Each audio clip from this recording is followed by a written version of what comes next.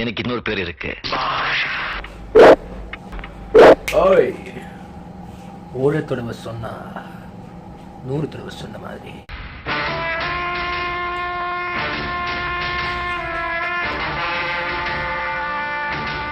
ഇന്ന് ഞങ്ങൾ ഹോട്ടലിൽ കഴിക്കാൻ ചെന്നപ്പോഴേ അവിടെ മാനിറച്ചി, ഈ മാനിറച്ചി കൊണ്ട് എടുക്കട്ടെ എന്ന് ചോദിച്ചാൽ ഞാൻ ഓക്കെ എടുത്തോ, നമുക്കിവിടെ കുഴപ്പമില്ല. മാനിറച്ചി നാട്ടിലൊക്കെ ആണെങ്കിൽ നമ്മളെ പിടിച്ചുകൊണ്ട് പോയി യാത്ര വരും, പല പ്രശ്നങ്ങൾ. പക്ഷേ ഇവിടെ അങ്ങനെയൊന്നുമില്ല. ഇവിടെ മാർക്കറ്റിൽ മാൻ കിടക്കുന്ന വിൽക്കാനുണ്ട് ഇവിടെ. അപ്പോൾ ഇവിടെ നിന്ന് ശരിക്കും പറഞ്ഞാൽ കാടൊട്ടില്ലതാണ്, ഫുൾ മരുഭൂമിയാണ്, ഇവിടെ വനമില്ല. പക്ഷേ മാനിറച്ചി നമുക്കിവിടെ സുലഭമായിട്ട് കിട്ടുന്നുണ്ട്, എല്ലാവരും വളരെ ഫ്രീ ആയിട്ട് കഴിക്കുന്നുണ്ട്. നമ്മുടെ നാട്ടിൽ കാടുണ്ട്, ഇഷ്ടം പോലെ മാനുണ്ട്. അവിടെ നിന്ന് കൊണ്ടിരുന്ന മാനയാണോ ഇവരിവിടെ കൊണ്ടുവന്നിട്ട് കറിയാക്കാനൊന്നും എനിക്കറിയത്തില്ല.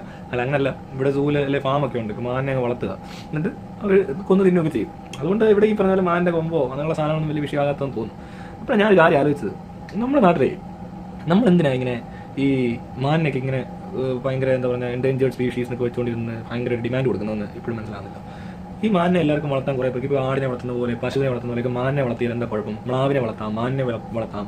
പിന്നെ അതുപോലെ തന്നെ കരിങ്കുരങ്ങനെ വളർത്താനുള്ള ഒരു റൈറ്റ് ആളുകൾക്ക് കൊടുത്തു കഴിഞ്ഞാൽ ഇതിനൊക്കെ കൊന്നു തിന്നൊക്കെ ചെയ്യും. ഇപ്പോൾ കോഴിയെ നമ്മൾ ബ്രോയിലർ കോഴി എന്ന് പറയുന്ന പോലെ ബ്രോയിലർ മാന്, മ്ലാവ്, ബ്രോയിലർ കടുവ, ബ്രോയിലർ പുലി, പുലി നഖം, പുലിയുടെ കയ്യില് പല്ല് അല്ലെങ്കിൽ തോല്, ഇതിൻ്റെയൊക്കെ വില എന്ന് പറയുന്നത് ഈ പറയുന്ന ഡിമാൻഡൊന്നും ഇതിന് കാണത്തില്ല. പിന്നെ ആണ് ഇതിപ്പോൾ എന്താ ഈ ബ്രോയിലർ കോഴിക്ക് എന്താ വില എന്ന് പറഞ്ഞ പോലെ. ഇപ്പോൾ നാടൻ കോഴിക്ക് ശരിയാണ്, നാടൻ കോഴികളെ കൊല്ലാൻ വലിയ ബുദ്ധിമുട്ടാണ്, ഒരു കോഴി 2 കോഴിയൊക്കെ ഉണ്ടാവില്ല. ഇപ്പം അങ്ങനെയാണ് എന്ന് പറഞ്ഞാൽ ഈ മാനിനും മ്ലാവിനും കരിങ്കുരങ്ങിനും എല്ലാത്തിനും ഇങ്ങനെ ഫാമുകളും ഇങ്ങനെയൊക്കെ നമ്മൾ ചെയ്ത് കഴിഞ്ഞാൽ ഇവർ ജനറ്റിക്കലി മോഡിഫൈഡ് ആയിട്ടുള്ള ചിലപ്പോൾ എല്ലാ പുലിയൊക്കെ പുതിയതുണ്ടാക്കും. അപ്പോൾ പുലിയുടെ ഈ പറഞ്ഞ ടൈഗർ ഫാമൊക്കെ ഒരുപാട് ഉണ്ടാക്കാൻ പറ്റും. പിന്നെ എന്തൊക്കെ ചെയ്യാൻ പറ്റും?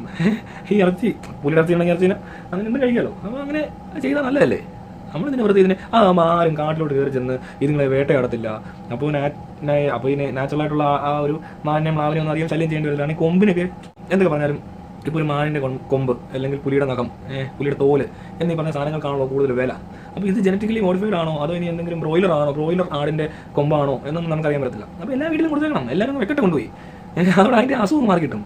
പുലിയുടെ തോല് വീടിൻ്റെ ചുമ്മാ ചവിട്ടുപായായിട്ടൊക്കെ ഉപയോഗിക്കാൻ പറ്റും. ഇതുപോലെ പുലികളെ വളർത്തി കൊന്ന് തിന്നുകയാണെങ്കിൽ അല്ലെങ്കിൽ വളർത്തി കൊന്നിട്ടാണ് നമ്മൾ ചെയ്യുന്നതെങ്കിൽ കൂളിംഗ് അസംഗം കൊള്ളാമോ? എത്രയും പെട്ടെന്ന് ഇതിനൊക്കെ ലൈസൻസ് വേണമെന്നേ ഉള്ളൂ.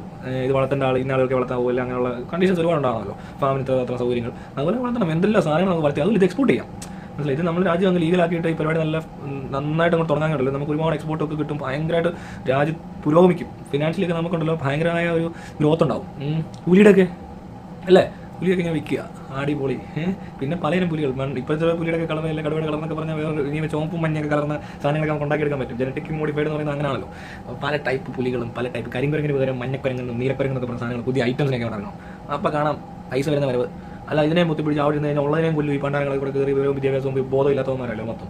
ഈ ആനയുടെ കൊമ്പെടുത്തോണ്ട് വീട്ടിൽ കൊണ്ടുവച്ച് ഇവൻ എന്തോ പറയാൻ കിട്ടുന്നത് എനിക്കറിയത്തില്ല. അതുപോലെ തന്നെ പുലിയുടെ തോലെടുത്ത് ഭിത്തിയിലോട്ട് അങ്ങോട്ട് തൂക്കി ഇവൻ്റെ എന്തോ അങ്ങോട്ടും എന്തോ ആണോ ആവോ, എനിക്ക് അതിൻ്റെ പ്രയോജനം എന്താണോ, എന്തിനാ ചെയ്യുന്നതെന്ന് ചോദിച്ചാൽ ആർക്കും എന്താണോ അറിയത്തില്ല. അപ്പോൾ ഇതിനെ നശിപ്പിക്കാൻ പറ്റിയൊരു മാർഗ്ഗം എന്ന് പറഞ്ഞാൽ സാഗരയുടെ വീട്ടിൽ പുലിയുടെ തോല് അതോടെ തീരും. പിന്നെ പുലിയെ കണ്ടാൽ പോലും ആൾക്കാർക്ക് മനസ്സിലായില്ലേ, പുലിയുടെ തോലെന്നൊക്കെ പറഞ്ഞ് കാട്ടിപ്പോയി പിടിച്ചാണ് വീട്ടിൽ നിന്ന് നടന്ന സംശയമൊക്കെ തോന്നിട്ട് കുറേ പേര് മേടിക്കാതിരുന്നു. അദ്ദേഹം ഒറിജിനൽ ഡ്യൂപ്ലിക്കേറ്റ് അറിയത്തില്ല. അങ്ങനെയൊക്കെ അതുകൊണ്ട് ഇതിൻ്റെ ഡിമാൻഡ് കുറയുക, തീർന്നു. പുലിയുടെ നഖമോ കൊണ്ടുള്ള ഒരു കളി എന്ന് പറയണം, അവസ്ഥയിലെത്തിക്കണം, എന്നാലേ ശരിയാകത്തുള്ളൂ.